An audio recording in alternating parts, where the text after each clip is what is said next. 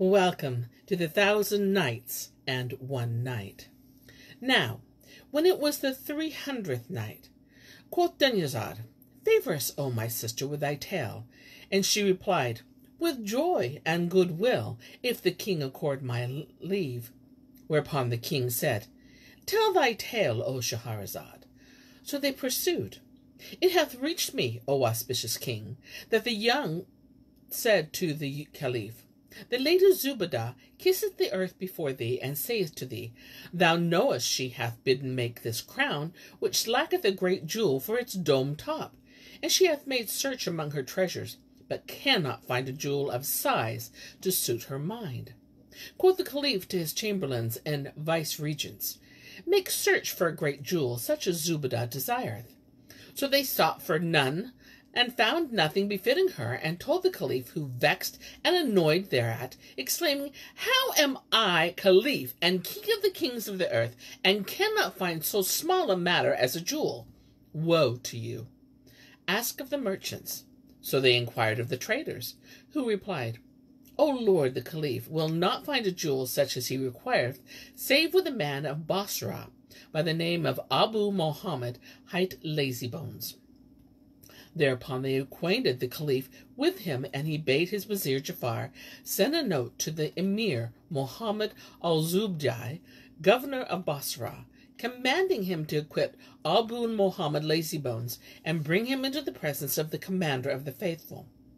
The minister accordingly wrote a note to that effect and dispatched it by the Mansur, who set out forthright to the city of Basra, and went into the emir Muhammad al-Zubaydah, who rejoiced in him and treated him with high-most honor. Then Mansur read him the mandate of the prince of the true believers, and Harun al-Rashid, to which he replied, I hear and I obey, and forthright dispatched him with a company of his followers to Abu Mohammed's house. When they reached it, they knocked at the door, whereupon a page came out, and Mansur said to him, Tell thy lord, the commander of the faithful summoneth thee. The servant went in and told his master, who came out and found Mansur, the caliph's chamberlain, and a company of the governor's men at the door. So he kissed ground before Mansur and said, I hear and obey the summons of the commander of the faithful. But first enter ye my house. They replied, We cannot do that, save in haste, even as the prince of the true believers commanded us, for he awaiteth thy coming. But he said, Have patience with me a little till I set my affairs in order. So after much pressure and abundant persuasion, they entered the house with him, and found the best vestibule hung with curtains of azure brocade, purfled with red gold, and Abu Mohammed Lazybones bade one of his servants carry Mansur to the private hammam. Now, this bath was in the house of Mansur, found its walls and floors of rare and precious marbles, wrought with gold and silver, and its waters mingled with rose water. Then the servant served Mansur and his company with the perfection of service, and on their going forth of the hammam clad them in robes of honor, brocade work interwoven with gold. And after leaving the bath, Mansur and his men went to Abu Mohammed Lazybones, and found him seated in his upper chamber, and over his head hung curtains of gold brocade, wrought with pearls and jewels, and the pavilion was spread with cushions embroidered in red gold. Now the owner was sitting softly upon a quilted cloth, covering a settee inlaid with stones of price. And when he saw Mansur, and he went forward to meet him, and bidding him welcome, seated him by his side. Then they called for the true food trays, so that they brought them, and when Mansur saw the tables, he exclaimed, By Allah, never did I behold the likes of these appointments in the palace of the commander of the faithful. For indeed the trays contained every manner of meat, all served in dishes of gilded porcelain. So we ate and drank and made merry till the end of the day, quoth Mansur, when the host gave to each and every one of us 5,000 dinars. And on the morrow he clad us in dresses of honor of green and gold, and entreated us with the utmost worship. Then said Mansur to him, We can tarry no longer, for fear of the caliph's displeasure. Answered Abu Mohammed Lazybones, O my lord, have patience with us till the morrow. till we can equip ourselves, and we will then depart with you.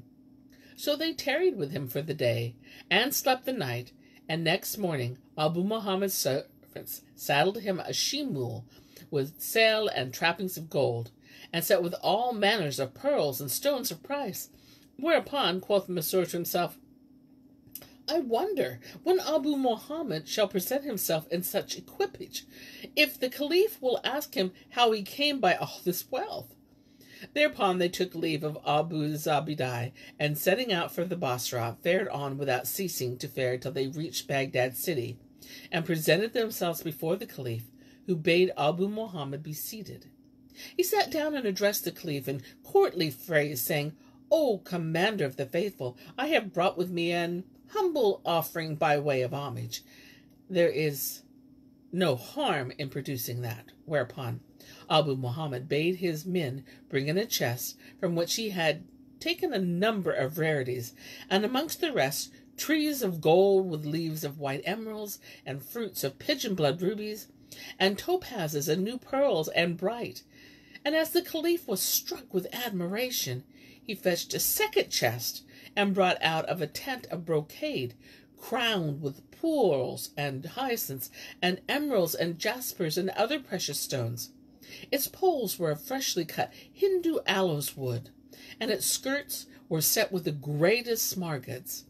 Thereon were depicted all manner of animals, such as beasts and birds, spangled with precious stones, rubies, emeralds, chrysolites, and basilisks, and every kind of precious metal. Now when Al-Rashid saw these things, he rejoiced with exceeding joy, and Abu Mohammed Lazybones said to him, O Commander of the Faithful, deem not that I have brought these to thee, fearing aught or coveting anything, but I knew myself to be but a man of the people, and that such things befitted none save the Commander of the Faithful. And now, with thy leave, I will show thee for thy diversion something of what I can do. Al-Rashid replied, Do what thou wilt, that we may see. To hear is to obey, said Abu Mohammed, and moving his lips, beckoned the palace battlements, whereupon they inclined to him. Then he made another sign to them, and they returned to their place. Presently he made a sign with his eyes, and there appeared before him closets with closed doors, to which he spoke, and lo, the voice of birds answered him within. And the Caliph marveled with passing marvel at this, and he said to him, How camest thou by this, seeing that thou art known only as Abu Mohammed Lazybones, and they tell me that thy father was a cupper, serving in a public hammock, who left thee nothing. Whereupon he answered, Listen to my story, said Shahrazad, perceiving the dawn of the day, and ceased saying her permitted say. Now, when it was the 301st night, she said, It hath reached me, O auspicious king, that Abu Mohammed Lazybones thus spake to the Caliph, O prince of the true believers, listen to my stories, for it is marvelous, and its particulars are wondrous. Where graven with grave needlers upon the eye corners, it were a warner to whoso would be warned. Quoth Al-Rashid, Let us hear all thou hast to say, O Abu Mohammed. So he began, Know then, O Commander of the Faithful, Allah prolong to thee glory and dominion. The report of the folk that I am known as Lazybones, and that my father left me nothing, is true, for he was, as thou hast said, nothing but a barber cupper in a hammock. And I throughout my youth was the idlest wit on the face of the earth. Indeed, so great was my sluggishness, that if I lay at full length in the sultry season, and the sun came round upon me, I was too lazy to rise and remove from the sun to the shade. And thus I abode till I reached my 15th year, when my father deceased in the mercy of Allah Almighty, and left me nothing. However, my mother used to go out a-charing, and feed me and give me drink whilst I lay on my side. Now it came to pass that one day she came to me with 5 silver dirhams, and I said to me, O my son, I hear that Sheikh Abu al-Mufasa is about to go on a voyage to China. Now this sheikh was a good and charitable man who loved the poor. So come, O my son, and take these 5 silver bits, and let us both carry them to him, and beg him to buy thee therewith somewhat from the land of China. So haply thou mayest make a profit of it by the bounty of Allah, whose name be exalted. I was too idle to move for her, but she swore by the Almighty that except I rose and went with her, she would bring me neither meat nor drink, nor come in to me, but would leave me to die of hunger and thirst. Now, when I heard these words, O Commander of the Faithful, I knew she would do as she threatened, for she had knowledge of my sluggishness. So I said to her, Help me to sit up. So she did, and I wept the while and said to her, Bring me my shoes. Accordingly, she brought them, and I said, Put them on my feet. So put them on my feet, and I said, Lift me up to the ground. So she lifted me up, and I said, Support me that I may walk. So she supported me, and I continued to fare afoot, at times stumbling over my skirts, till we came to the river bank, where we saluted the sheikh, and I said to him, O my uncle, art thou Abu al-Mufassir? At thy service, answered he, and I. Take these dirhams, and with them buy me somewhat from the land of China. Haply Allah may vouchsafe me a profit of it. Quoth the sheikh to his companion, Do ye know this youth? They answered, Yes, he is known as Abu Mohammed Lazybones, and we never saw him stir from his house till this moment. Then said he to me, O my son, give me the silver with the blessings of Almighty Allah. So he took the money, saying Bismillah, in the name of Allah, and I returned home with my mother. Presently Sheikh Abu al-Mufassir set sail with a company of merchants, and stayed not till they reached the land of China, where he and his bought and sold, and having won what they wished, set out on their homeward voyage. When they had been 3 days at sea, the sheikh said to his company, Stay the vessel. They asked, What dost thou want? And he answered, Know that I have forgotten the commission wherein Abu Mohammed Lazybones charged me. So let us back that way, so that we may allow out his money, and somewhat whereby he may profit. They cried, We conjure thee, by Allah Almighty, turn not back with us, for we have traversed a long distance, and while so doing we have endured sad hardship and many terrors. Quoth he, There is no help for it but we return. And they said, Take from us double the profit of the 5 dirhams, and turn us not back. He agreed to this, and they collected for him an ample sum of money. Thereupon they sailed on till they came to an island wherein was much people. When they moored thereto, and the merchants were ashore to buy thence a stock of precious metals, and pearls, and jewels, and so forth, presently Abu Mufassir saw a man seated, with many apes before him, and amongst them was one whose hair had been plucked off. And as often as their owner's attention was diverted from them, the other apes fell upon and plucked one, and beat him, and threw him on their master.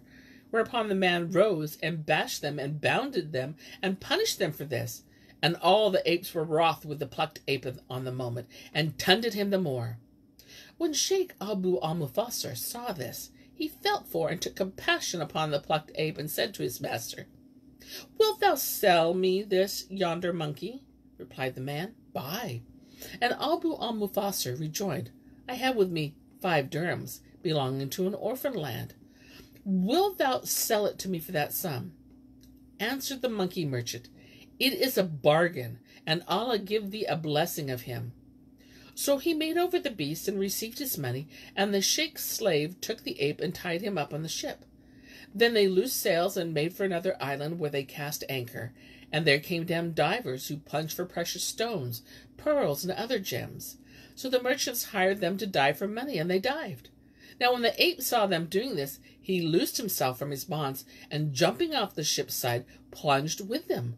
Whereupon quoth Abu al-Mufassir, There is no majesty, and there is no might, save in Allah, the glorious, the great. The monkey is lost to us with the luck of the poor fellow for whom we bought him. And they despaired of him. But after a while the company of divers rose to the surface, and behold, among them was the ape, with his hands full of jewels of price, which he threw down before Abu al-Mufassir. The sheikh marveled at this, and said, There is much mystery in this monkey. Then they cast off and sailed till they came to a 3rd island, called the Isle of Zunyaj, where all the people are black, which eat the flesh of the sons of Adam. When the blacks saw them, they boarded them in dugouts, and taking all in the vessel, pinioned them and carried them to the king, who bade slaughter certain of the merchants. So they slaughtered them by cutting their throats, and they ate their flesh. And the rest of the traders passed the night in bonds, and were in sore concern. But when it was midnight, the ape arose, and going to Abu al-Mufassir, loosed his bonds. And as the others saw him free, they said, Allah grant our deliverance may be at thy hands, O Abu al-Mufassir. But he replied, Know that he who delivered me by leave of Allah Almighty was none other than this monkey. And Shahrazad perceived the dawn of the day, and ceased to say her permitted say. Now, when it was the 302nd night, she said, It hath reached me, O auspicious king, that Abu al-Mufassir declared, None loosed me by leave of Allah Almighty save this monkey, and I buy my release of him at 1,000 dinars. Whereupon the merchants rejoined, And we likewise, each and every one, will pay him 1,000 dinars, if he release us. With this, the ape arose and went up to them, and loosed their bonds one by one, till he had freed them all, when they made for the vessel, and boarding her, found her all safe, and nothing missing from her. So they cast off and set sail, and presently Abu al-Mufassir said to them, O merchants, fulfill your promise to the monkey. We hear and we obey, answered they, and each one paid him 1,000 dinars. Whilst Abu al-Mufassir brought out to him the like sum of his own monies, so that a great heap of coin was collected for the ape. Then they fared on till they reached Basra city, where their friends came out to meet them. And when they had landed, the sheikh said, Where is Abu Mohammed Lazybones? The news reached my mother, who came to me as I lay asleep, and said to me, O my son, verily the sheikh Abu al-Mufassir hath come back, and is now in the city. So rise, and go thou to him, and salute him, and inquire what he hath brought thee. It may be Allah Almighty have opened to thee a door of fortune with somewhat. Quoth I, Lift me from the ground, and prop me up whilst I go forth and walk to the river bank. After which I went out and walked on, stumbling over my skirts, till I met the sheikh, who exclaimed all sight of me, Welcome to him whose money hath been the means of my release, and that of my merchants by the will of Almighty Allah. Then he continued, Take this monkey I bought for thee, and carry him home, and wait till I come to thee. So I took the ape and went off, saying in my mind, By Allah, this is naught but rare merchandise, and led it home, where I said to my mother, Whenever I lie down to sleep, thou biddest me rise and trade. See now this merchandise with thine own eyes. Then I sat me down. As I sat up, came the slaves of Abu al-Mufassir, and said to me, Art thou Abu Mohammed Lazybones? Yes, answered I. And behold, Abu al-Mufassir appeared behind them. So I rose up to him and kissed his hands, and he said, Come with me to my home. Hearken and obedience, answered I, and accompanied him to his house, where he bade his servants bring me what the money and the monkey had earned for me. So they brought it to me, and he said to me, O my son, Allah hath blessed thee with this wealth by way of profit of 5 dirhams. Then the slaves sat down the treasures and chests which they carried on their heads, and Abu al-Mufassir gave me the keys, saying, Go before the slaves to thy house, for in sooth all this wealth is thine. So I returned to my mother, who rejoiced in this, and said to me, O my son, Allah hath blessed thee with all these riches, so put off thy laziness, and go down to the bazaar, and sell and buy. At once I shook off my dull sloth, and opened a shop in the bazaar, where the ape used to sit on the same divan with me, eating with me, and I ate, and drinking when I drank. But every day he was absent from dawn till noon, when he came back, bringing with him a purse of 1,000 dinars, which he laid in my side, and sat down. And he ceased not doing for a great while, till I amassed such wealth, wherewith, O Commander of the Faithful, I purchased houses and lands, and I planted gardens, and I bought me white slaves and negroes and concubines. Now It came to pass one day, as I sat in my shop, with the ape sitting by my side on the same carpet, behold, he began to turn right and left, and I said to myself, What aileth the beast? Then Allah made the ape speak with a ready tongue, and he said to me, O Abu Mohammed. Now, when I heard him speak, I was sore afraid, but he said to me, Fear not, I will tell thee my case. I am Murid of the Jinn, and came to thee because of thy poor estate. But today thou knowest not the amount of thy wealth, and now I have need of thee, and if thou do my will, it shall be well for thee. I asked, What is it? And he answered, I have a mind to marry thee to a girl like the full moon. Quoth I, How so? And quoth he, Tomorrow don thy richest dress, and mount thy mule with the saddle of gold, and ride to the Haymarket. There inquire for the shop of the Sharif, and sit down beside him, and say to him, I come to thee as a suitor craving thy daughter's hand. If he say to thee, Thou hast neither cash nor rank nor family, pull out 1,000 dinars and give them to him. And if he asks more, give him more, and tempt him with money. Whereto I replied, To hear is to obey. I will do thy bidding, inshallah. So on the next morning, I donned my richest clothes, mounting my sheen mule with trappings of gold, and rode to the Haymarket, where I asked for the Sharif's shop. And finding him there seated, alighted, and saluted him, and seated myself beside him. And Shahrazad perceived the dawn of the day, and ceased saying her permitted say. And so do I cease my tale for the day, until it be morrow.